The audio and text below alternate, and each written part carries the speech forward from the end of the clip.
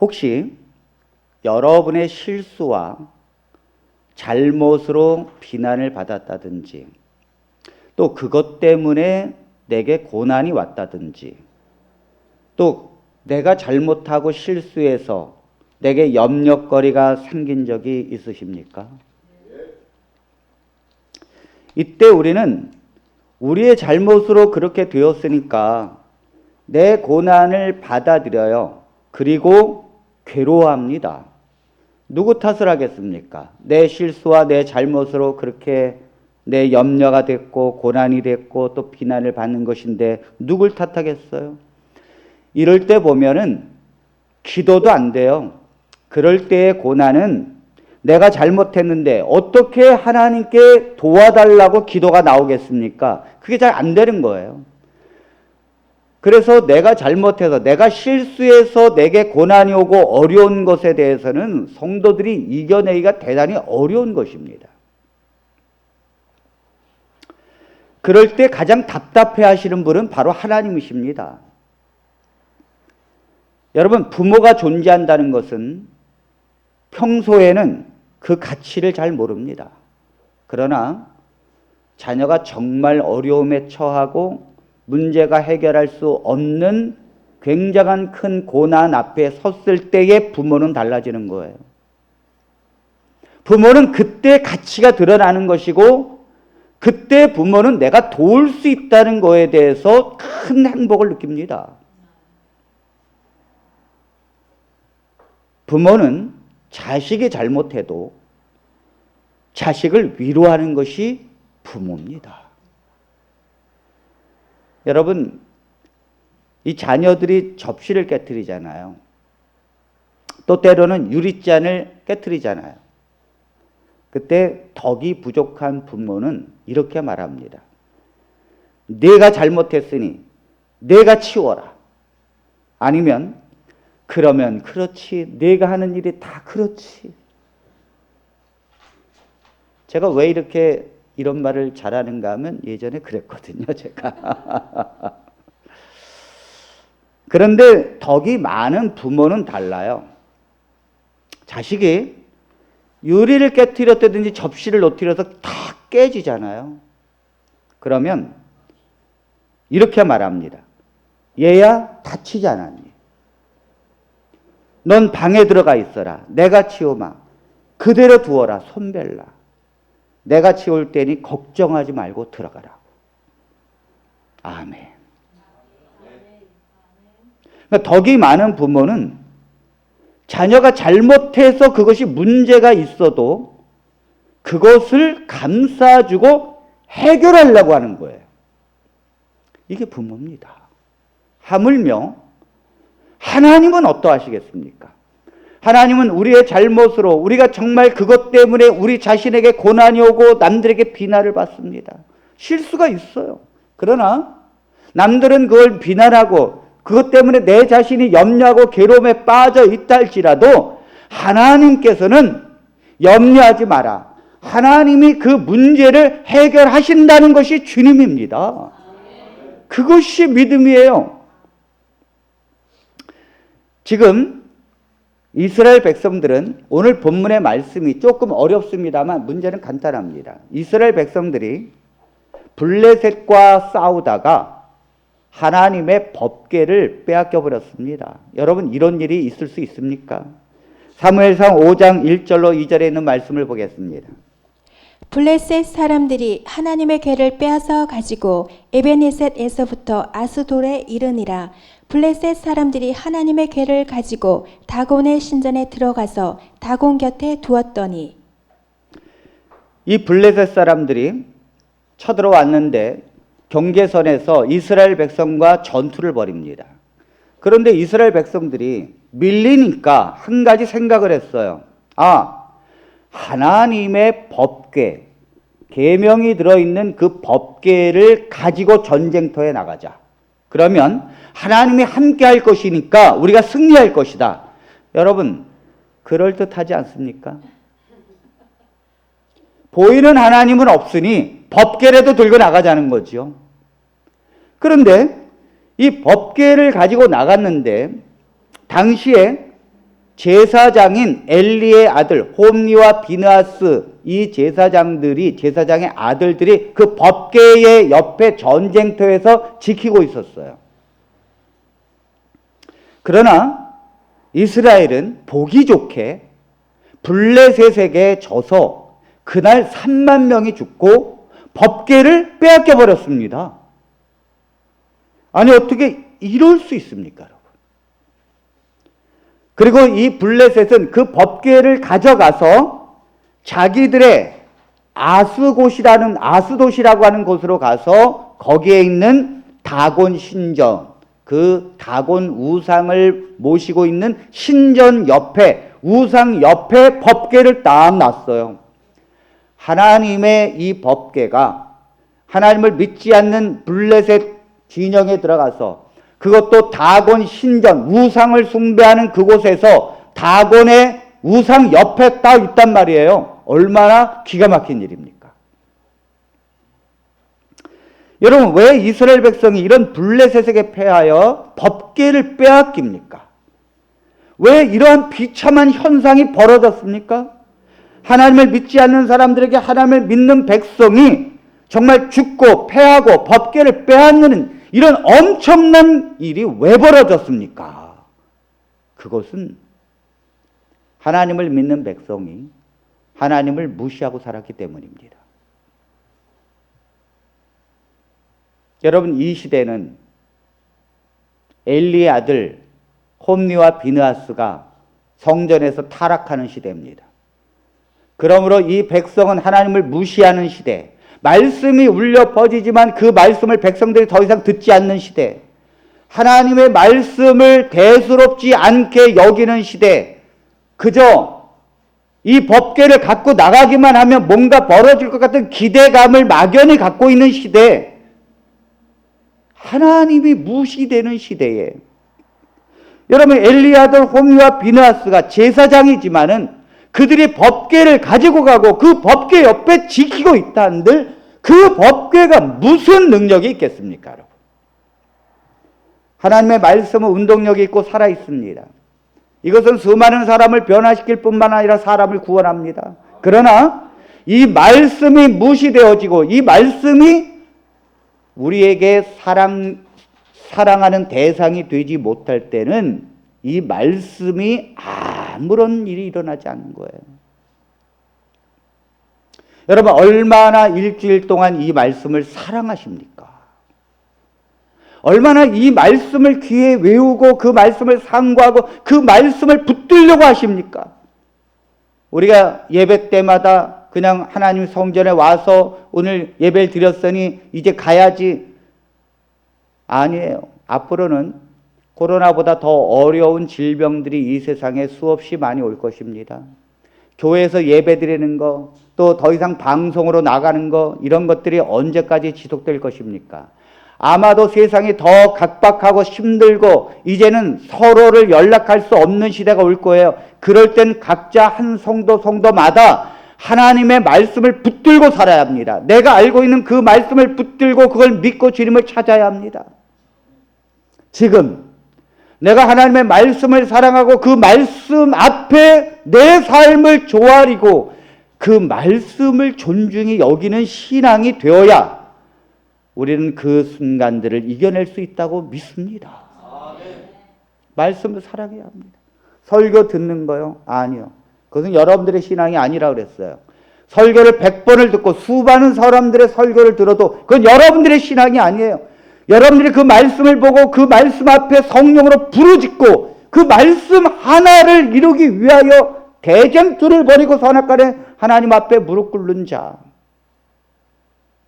그런 성도가 하나님의 능력이 되는 것입니다. 오늘날의 수많은 기독교인들이 추풍 낙엽처럼 떨어져 나가고 있어요. 이단한테 왜 빠집니까? 그들이 성경을 몰라서입니까? 아니요. 말씀을 사랑하지 않기 때문에 그래요. 자, 오늘 이 여호와를 무시하던 시대에 그들은 신앙을 버리고 말씀을 버리고 하나님을 무시하며 살았기 때문에 그들이 법궤를 가지고 간다 한들 그것이 아무런 능력이 되지 못하고 오히려 하나님을 안 믿는 백성에게 이 법궤를 빼앗겨 버려요. 얼마나 기가 막힌 일입니까? 그러니 이스라엘 백성들은 자신들이 하나님을 무시하고 자신들이 제사장들이 타락하고 그 제사장의 말들을 또 무시하고 제사장들의 흉을 보고 하는 이 이스라엘 백성들의 신앙 속에서 결국 결론이 뭡니까? 블레셋에게 패하고 법궤를 빼앗긴 거예요. 그러니 가장 중요한 법궤를 빼앗겼으니 이 수치스러움을 누구한테 말할 것입니까?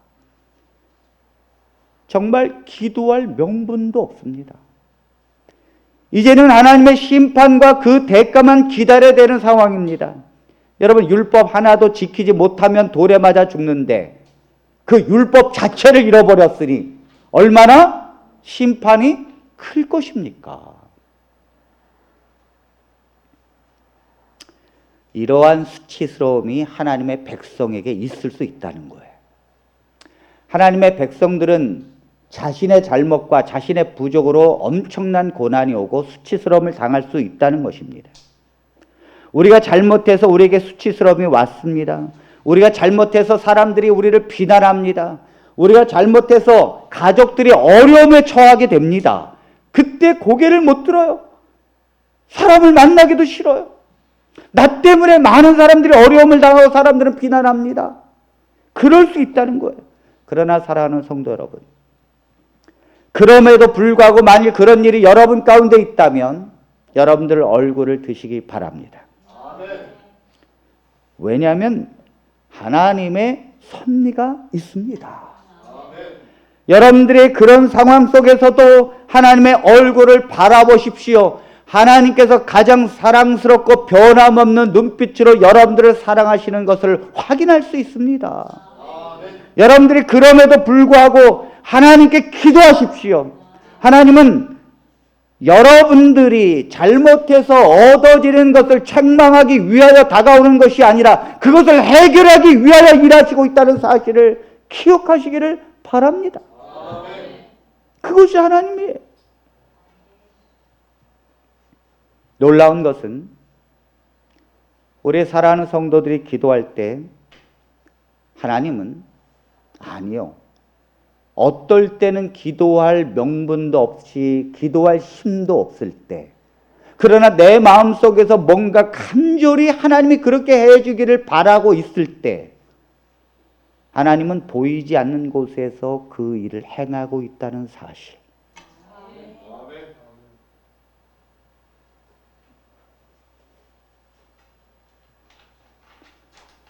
우리는 내 문제가 보여지면서 해결되기를 바랍니다. 그러나 하나님은 그렇게 하시지 않아요. 때로는 우리 눈에 보여지지 않습니다.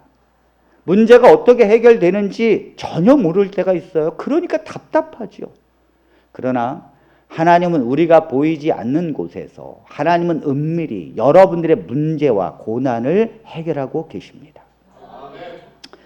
자, 지금 이스라엘을 잘 보십시오. 지금 이스라엘은 법궤를 빼앗겼습니다. 여러분, 얼마나 이스라엘이 좌절되어 있는가 하면 법궤를 빼앗겼다는 소식을 엘리 제사장이 들었어요. 나이가 많은 이 엘리 제사장이 법궤를 빼앗겼다. 여러분, 제사장에게 법궤를 빼앗겼다는 건 기가 막힌 일입니다. 그 얘기를 딱 듣자마자 너무 충격을 받아서 넘어졌는데 목이 부러져가지고 그 즉시 죽었습니다. 그러니까 제사장이 죽었어요. 또 그 전쟁터에서 그 엘리의 아들 홈리와 비느하스가 법궤 옆을 지키다가 함께 죽었는데, 특별히 비느하스의 부인이 남편이 죽었다는 소식을 듣자마자 아이를 몸에 베고 있었는데 그만 조산을 하게 되었어요. 그러면서 이 아들을 낳으면서 죽습니다. 이 부인이 충격을 받고 갑자기 배가 아파서 아이를 낳으면서 죽는데 그 아이의 이름을 여인들 앞에서 죽어가면서 말했어요. 하나님의 영광이 떠났다. 이가 보시라 하라. 하나님의 영광이 떠났다고. 여러분, 제사장의 가문입니다. 그러나 하나님의 법궤가 빼앗겨버리고 이방 땅으로 가고 우리의 남편들은 죽고 아들은 죽고 더 이상 대가 끊어진 이 상태에서 하나님은 더 이상 이스라엘에 함께하지 않는다는 것이죠. 이제 하나님의 영광은 떠났다는 것이죠. 이럴 때 이스라엘 백성들은, 그 나라는 지금까지 하나님께서 인도하는 백성이요, 하나님이 택한 백성이요, 하나님께서 사랑하는 백성이었지만은 이제는 하나님 앞에 평범한 백성이 되었어요. 이제는 법궤도 사라졌고 하나님의 영광으로 떠난 그저 평범한 백성이 되었습니다. 그러니까 이스라엘 백성들이 얼마나 좌절했겠습니까? 이제는 이방 땅, 가나안 민족, 블레셋 똑같은 민족이 된 것입니다. 아무것도 없잖아요. 얼마나 좌절 가운데 그들은 괴로워했을까요? 여러분, 만일 제가 우리 교회의 담임 목회자인데 제가 죽고 저희 집 사람이 반신불수되고 우리 아이들이 다 병원에 누워 있으면 여러분들은 어떻게 하시겠습니까? 뭘 어떻게 합니까? 다음 분이 설교해야지. 그야말로 좌절과 고통 가운데 빠질 수밖에 없는 거예요. 이게 이스라엘의 상태였다는 거죠. 그러나 오늘 우리의 하나님은 어떤 하나님이십니까?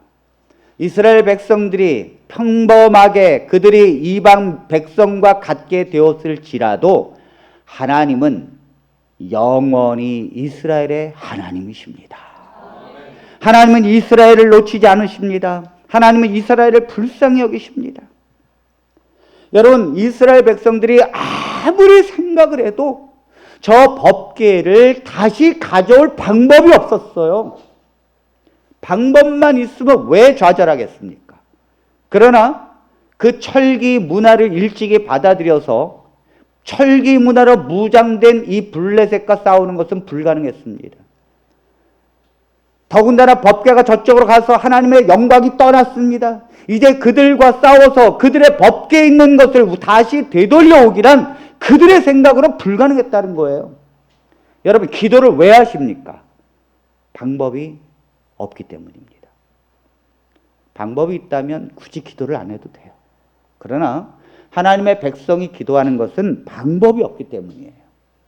왜 하나님께서는 가끔 우리로 하여금 방법이 없는 막다른 골목으로 인도하십니까? 여러분들의 삶 속에 도저히 방법이 없는, 어떻게 할 수 없는 막다른 골목에 왜 여러분들을 그곳에 앉게 하십니까?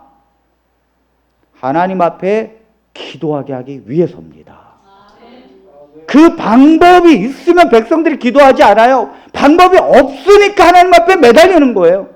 그러니까 내게 방법이 없다. 내가 어떤 것도 해결할 수 있는 능력이 없다. 내게는 캄캄한 앞길이 예상되어져 있다. 그때가 하나님 앞에 기도할 때인 줄로 믿습니다. 그때가 주님께서 우리의 기도를 응답하시고 우리의 기도를 들으시는 하나님의 때인 줄로 믿습니다. 하나님의 백성들은 방법이 없다고 좌절하는 것이 아니라 그때 고개를 들어서 하나님 앞에 기도해야 됩니다.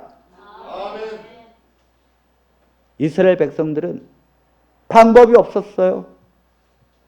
싸워서도 안 되고 기도할 신앙도 떨어졌고 하나님 앞에 중보 기도할 제사장도 사라졌습니다. 도대체 무슨 방법이 있겠습니까? 그러나 여러분, 우리가 이걸 이해해야 합니다. 우리는 방법이 없다고 할지라도 하나님은 수백 가지의 방법을 가지고 계십니다. 7살짜리 어린애가 방법이 없다고 울면 아버지는 모든 것을 가능하게 하십니다. 하물며 하나님이시겠습니까? 우리가 하나님을 믿는다, 하나님의 말씀을 믿고 하나님의 자녀가 되었다. 여러분, 구원은 받겠지만 자녀로서 누리는 삶은 별개입니다. 그 말씀을 믿고 붙들고 나갈 때 자녀의 축복을 누리는 거예요. 내가 하나님의 말씀을 붙들면서도 하나님이 정말 그렇게 하실까? 기도한다고 될까? 하나님도 이걸 불가능할 거야. 나도 힘든데 하나님도 불가능할 거야. 이런 사람은요, 구원은 받겠지만 인생의 하나님의 자녀로서의 축복은 누릴 수가 없는 거예요. 누가 누리느냐?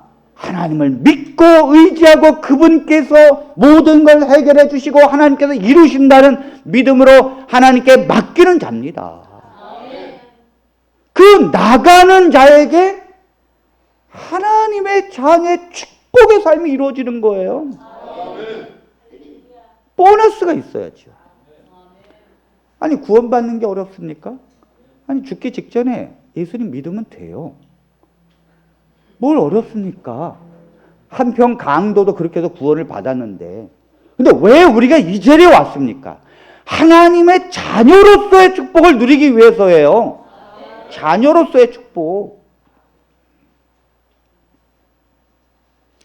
그러니까 하나님이 생각지도 못한 방법으로 이스라엘의 일을 이루십니다. 어떻게 이루시는가? 블레셋이 법궤를 가지고 갔습니다. 얼마나 좋습니까? 저런 거 법궤 때문에 이스라엘을 두려워했는데 이제는 법궤가 우리 안에 있으니 얼마나 좋습니까? 그래서 자기들이 믿는 신전, 그 신전 안에다가 하나님도 겸하여 섬기려고 거기다 갖다 놓은 것 같아요. 근데 문제가 벌어졌어요. 아스도지라고 하는 곳에 다곤 신전에 거기다 놨는데, 문제는 다음날 들어가 보니까 그 다곤 신상, 우상이 조그맣거든요. 사람 모양으로 됐는데 고개 이렇게 딱 쓰러지는 거예요. 바람도 안 부는데 쓰러졌어요. 법궤 옆에서. 그러니까 하나님의 법궤 옆에서 다곤 그 우상이 힘을 잃어버렸겠죠.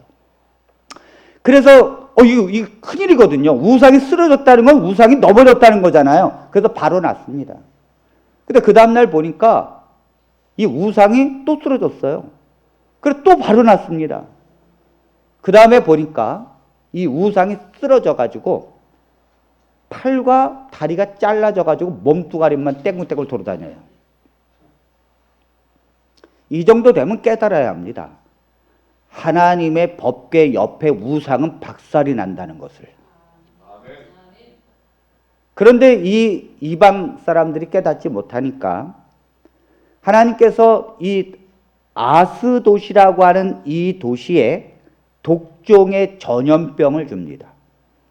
그래서 사람들의 종기가 나기 시작합니다. 이 도대체 왜 종기가 나지? 왜 이런 종기가 우리에게 있지? 사람들은 그것을 두려워하는데 문제를 보니까 저놈의 법궤가 온 뒤로 문제가 생기기 시작했거든요. 저 법궤가 이곳으로 온 뒤로 우상이 쓰러지더니, 우상이 스스로 잘라지더니 이 도시에 종기가 나고 전염병이 번지기 시작했어요. 그래서 사람들이 회의를 했습니다. 안 되겠다. 저 법궤 때문에 문제가 생겼다. 그래서 저 법궤를 다른 곳으로 옮겨야겠다. 고민을 하기 시작합니다. 사무엘상 5장 6절로 7절에 있는 말씀입니다. 여호와의 손이 아스돗 사람에게 엄중히 더하사 독한 종기의 재앙으로 아스돗과 그 지역을 쳐서 망하게 하니 아스돗 사람들이 이를 보고 이르되 이스라엘 신의 궤를 우리와 함께 있지 못하게 할지라 그의 손이 우리와 우리의 신 다곤을 친다 하고. 네, 이 백성들이 저 여호와의 법궤를 가지고 와가지고 이거 우리의 신전에 있으면 안 되는 거구나. 그래가지고 어떻게 했는가 하면 할 수 없이 블레셋 땅 다른 지방 가드로 옮겼습니다. 가드. 가드로 옮겼는데 문제는 이 아스돗의 전염병이 그치고 가드의 전염병이 돌기 시작했어요. 하나님의 법궤가 가는 곳마다 전염병이 돌기 시작합니다. 8절과 9절을 보겠습니다. 더 큰 전염병이 돕니다. 이에 사람을 보내어 블레셋 사람들의 모든 방백을 모으고 이르되 우리가 이스라엘 신의 궤를 어찌하랴 하니 그들이 대답하되 이스라엘 신의 궤를 가드로 옮겨가라 하므로 이스라엘 신의 궤를 옮겨갔더니 그것을 옮겨간 후에 여호와의 손이 심히 큰 환난을 그 성읍에 더하사 성읍 사람들의 작은 자와 큰 자를 다 쳐서 독한 종기가 나게 하신지라. 네, 가드로 옮겨갔더니 거기 성읍 사람들이 큰 자나 작은 자나 다 종기가 나서 전염병이 도는 것입니다. 여러분, 왜 이 세상에 전염병이 돕니까?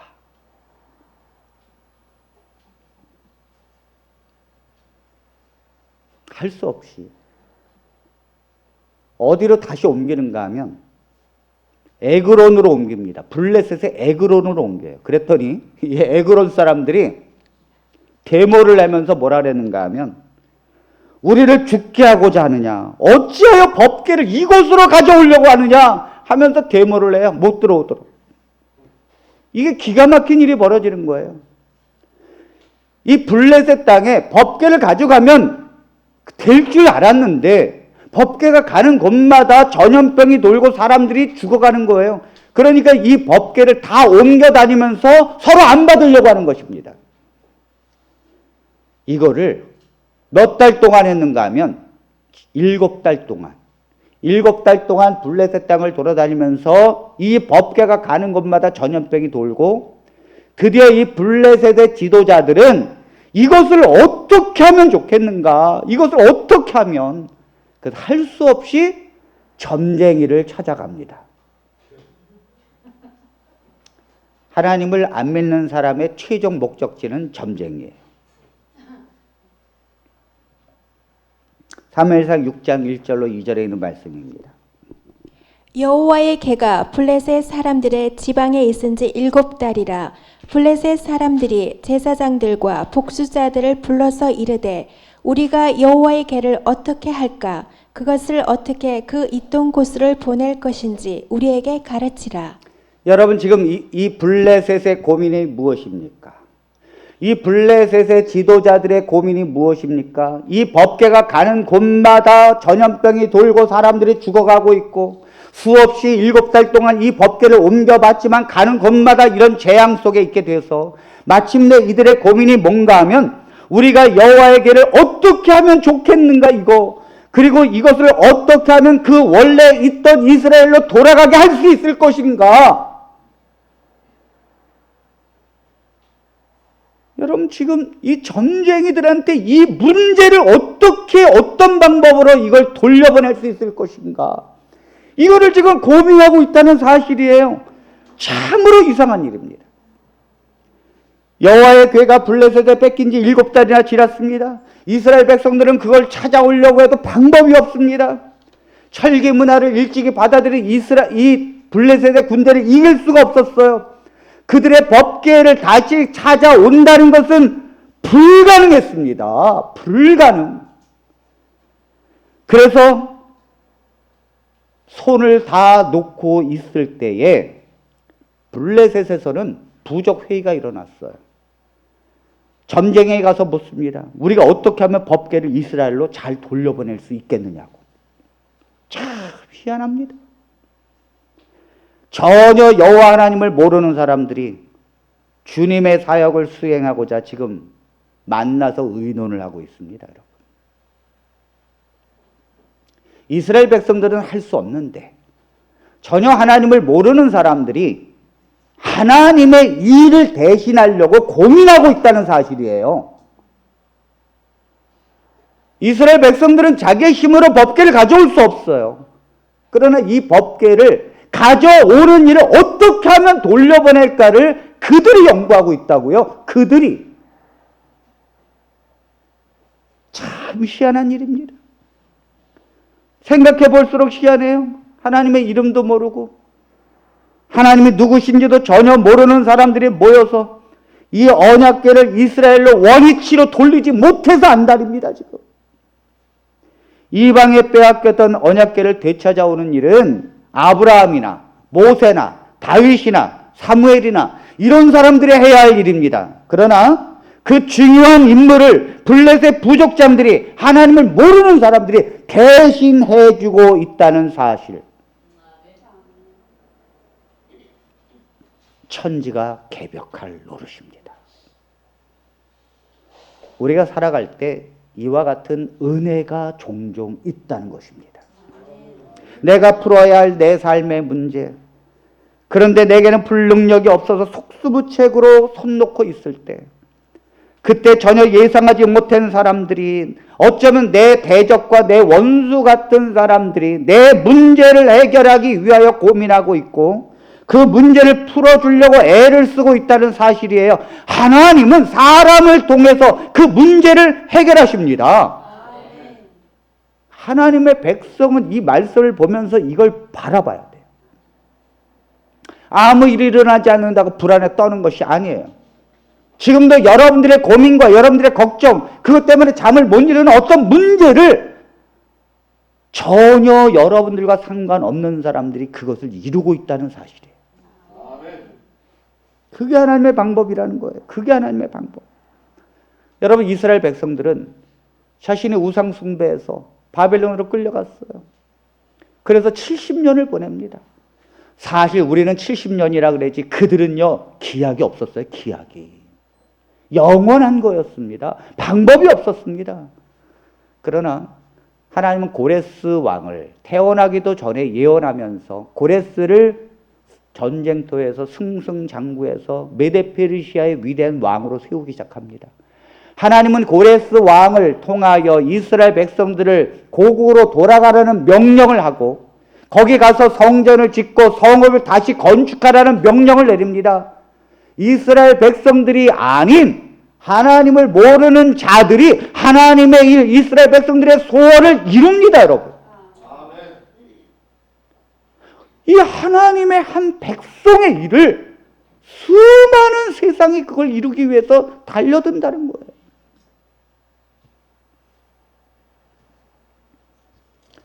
하나님은 가만히 계신 분이 아니에요. 여러분들이 만일 여러분들이 어떤 문제를 기도하고 그 문제가 해결되어졌을 때 단순히 해결되어지는 것이 아닙니다. 하나님은 여러분들이 괴로워하고 있을 때 이미 그 일을 진행시켰고 수많은 우여곡절 끝에 수많은 사람들이 그 문제를 해결하기 위하여 고민하고 그리고 일을 행하고 있으면서 최종적으로 여러분들의 문제가 해결되는 거예요. 그러니 하나님의 은혜가 얼마나 기가 막힙니까? 제가 2주 전에 교통사고가 났어요. 저녁 예배에 조금 늦어서 빨리 간다 생각하고 막 달리다가 모닝을 타고 가다가 제가 옆에 집사람, 뒤에 아이들 다 탔는데 가다가 그만 앞에 있는 차를 탁 들이받았어요. 가만히 있는 차를 들이받았으니 할 말이 없죠. 그래서 야, 이거 어떻게 하면 좋은가? 너무너무 그나마 그 하나 있는 이 모닝을 가지고 그나마 에마처럼 그냥 너무너무 사랑해서 같이 지금까지 살았는데 여러분, 이 자동차도요 정이 들어요. 그래서 제가 이거 어떻게 하면 좋은가? 그래서 이 보험회사에 전화를 해서 사고 처리를 했는데 저는 이제 내가 앞이 캄캄했어요. 하나님, 난 차를 어떻게 하면 좋습니까? 하나님, 차가 없어서 어떻게 하면 좋아? 기도도 안 되더라고요. 내가 잘못해서 박았는데 어떻게 기도가 나오겠습니까? 그러니까 그 상대 사람에게 죄송하다고 제 명함 주면서 제가 목회자인데 용서해달라고. 근데 그 뒤로 제가 이제 공업사를 가지고 갔는데 그래도 그 와중에도 시동이 걸리더라고요. 야, 참 희한하더라고요. 시동이 걸리는데 엔진이 자기 멋대로 놀아요. 막 올라갔다가 내려갔다가 막 마음대로 왔다 갔다 해요. 그러니까 어떻게 해서 공업사로 갔는데 공업사에서 다 보니까 아휴, 이거 안 됩니다. 이거 폐차시켜야지. 견적이 400 나옵니다. 차값이 390인데 견적이 400 나온대요. 그래서 제가 아니 어떻게 하면 좋습니까? 이거 없으면 어떻게 하는데? 그랬더니 아이고 그냥 가만히 있으면 돼요. 가만히 있으면 된다고요? 그래서 제가 가만히 있었어요. 그랬더니 보험회사에서 알아서 폐차시키더니 알아서 돈 주더니 그 다음에 제가 390만 원 받았거든요. 그걸 가지고 중고차 시장에 갔습니다. 그랬더니 제가 이제 그랬어요. 옛날 같으면요, 제가 일일이 다 확인합니다. 근데 지금은요, 하나님이 어련히 알아서 하시겠지. 그래서 제가 가가지고 아무 상사나 들어갔어요. 사장님, 내가 차가 필요한데 400만 원짜리 차 하나 좀 골라달라고. 그랬더니 이 사장님이 2시간을 컴퓨터를 두들겨요. 그랬더니 자기 스스로 그래요. 일로 와보세요. 일로 와보세요. 이 차는요, 싼데요. 이건 안 될 거예요. 이거 사고가 났잖아요. 이건 아니에요. 그 다음에, 이 차는요, 해서, 근데 이 차는 키로수가 많아요. 그 다음에 이 차는요, 아니, 그냥 대충 골라줘요. 빨리 골라줘요. 뭐 400만 원짜리 사는데 뭔 고릅니까? 그랬더니, 아니라고. 그러면서, 아니, 난 가만히 있는데 집사람하고 커피 마시고 그냥 밥 먹으러 갔다 오는데 이 사람이 하루 종일 골라요, 자기가. 그러더니 하나를 딱 주는데 제가 봐도 괜찮아요. 아반떼인데 얼마나 중형차 같이 좋은지 차가 업그레이드가 됐어요. 그래서 제가 우리 아이들이 갖고 오니까 집에서 다 나와가지고 박수 치는데 우리 차 온다고. 400만 원짜리 차가 오는데 애들이 일어나서 박수를 치고 우리 차 좋다고, 세상에 이렇게 좋은 차를 하나님이 주셨다고. 아니, 저는 사고 나가지고 아무것도 안 했는데 알아서 폐차되더니, 알아서 돈 나오더니, 알아서 차를 고르더니, 아니, 내가 하는 게 아니더라고요. 다 알아서 다른 사람들이 하더라고요. 다른 사람들이. 이게 하나님의 은혜입니다, 여러분. 은혜. 그러니까 사단은요, 성도가 실수하잖아요. 그러면 이 사단은요, 반복해서 상기해줘요. 너 실수했잖아. 네가 잘못했잖아. 네가 또 그랬잖아. 반복해서 또 하고 또 하고 또 해요. 그러니까 그런 말을 들으면 계속해서 좌절하고 힘들어지는 거예요.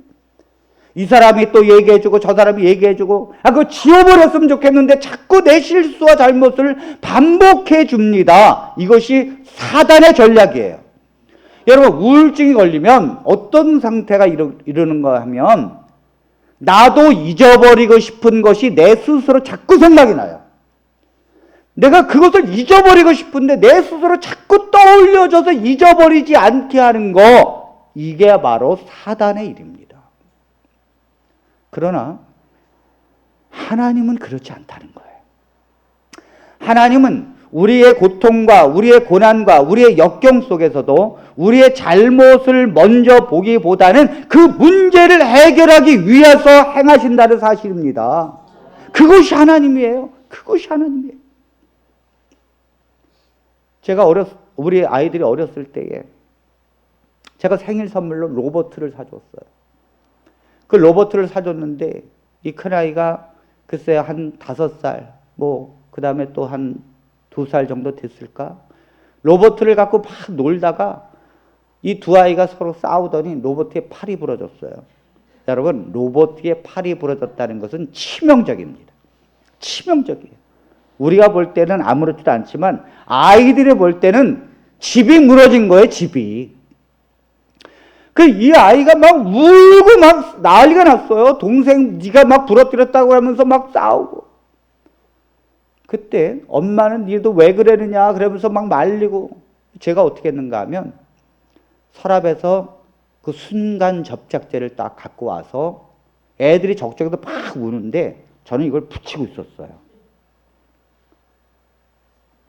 여러분, 장난감은 플라스틱으로 된 거기 때문에 순간 접착제로 하면 기가 막히게 붙습니다.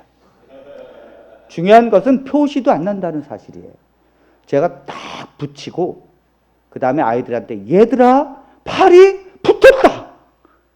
그랬더니 애들이 깜짝 놀래가지고요, 막 이리저리 보더니 붙었거든요. 아이들이 너무너무 기뻐하더라고요. 잘 보십시오. 애들은 문제가 생기면 그 문제 때문에 서로 비난하고 서로 고통스러웠고 고난이 오는데 부모는요, 그 문제를 해결하고 있다고요. 아멘입니까? 아멘. 여러분들이 집이 없으십니까? 그것 때문에 고민합니까? 여러분들이 기도하지 않아도 하나님은 다 아셔요. 하나님은 그걸 이루고 있다는 사실이에요. 여러분들이 자녀와 또 어떤 부모님을 전도하고 싶으십니까? 여러분들이 그것 때문에 괴로워하십니까? 하나님은 지금도 일하고 있다는 사실입니다. 그러니까 아내가 실수하고 그것 때문에 괴로워도 남편은요, 그 실수를 지적하는 것이 아니라 문제를 해결해 주는 것이 남편입니다. 마찬가지예요. 아내도 남편이 실수해서 어려움이 왔어요. 그럼 그걸 지적하는 것이 아니라 아내로서 남편의 마음을 부드럽게 하고 그 문제를 해결해 갈 수 있도록 돕는 거, 이게 부부입니다. 하나님을 백날 믿어야 뭐예요? 이게 안 되는데 우리 사랑하는 성도들은 그렇게 살아야 합니다. 왜 우리의 복음을 믿고 가는 성도들이 그 가정이 꽃이 안 됩니까?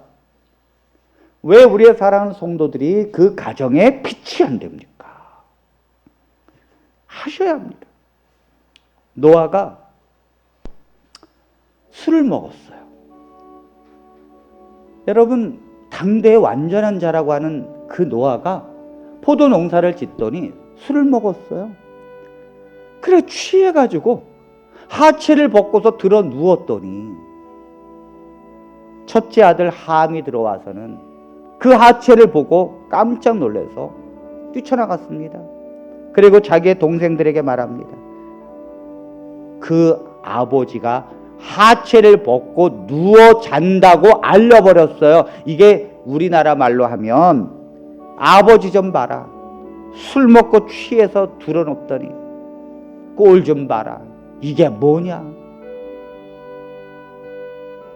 아버지의 허물을 알렸다는 거죠. 그러나 둘째와 셋째 셈과 야벳은 그 말을 듣고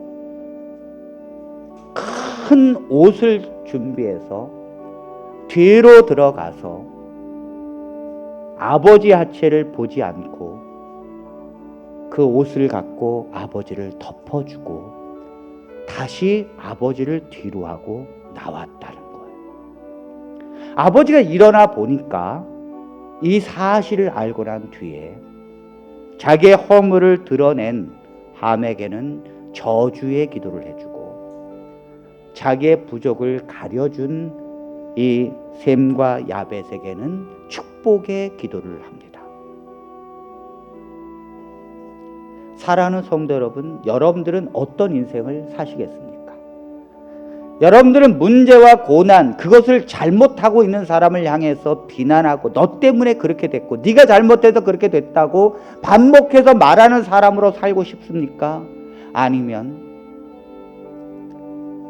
하나님의 복음을 믿는 자로서 그의 상처를 어루만져 주고 그의 문제를 해결해 주기 위하여 적극적으로 돕는 사람이 되고 싶으십니까? 예수님께서는 아담과 하와가 선악과를 따먹고 사단의 유혹에 빠져서 죽게 되었을 때 그들의 이 부끄러움이 드러나게 되었을 때 하나님이 제일 먼저 하신 것은 양을 죽이는 것이었어요.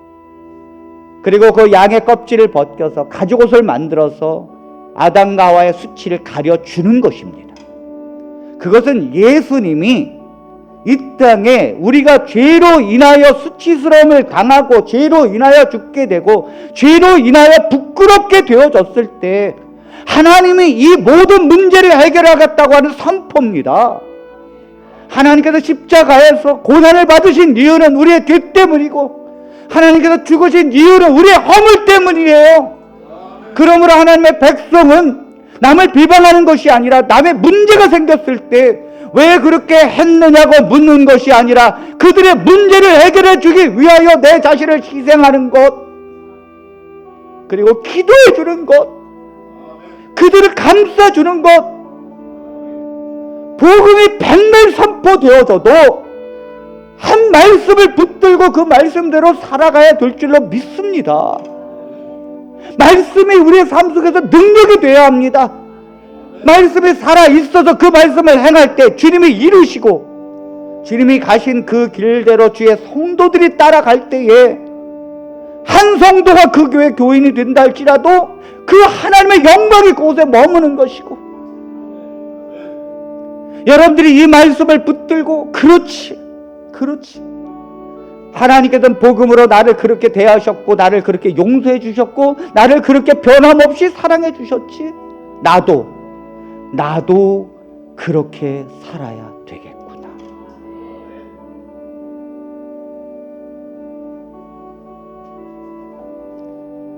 우리 성도들이 다 지체라고 했습니다. 예수 그리스도는 몸이고 우리는 지체예요.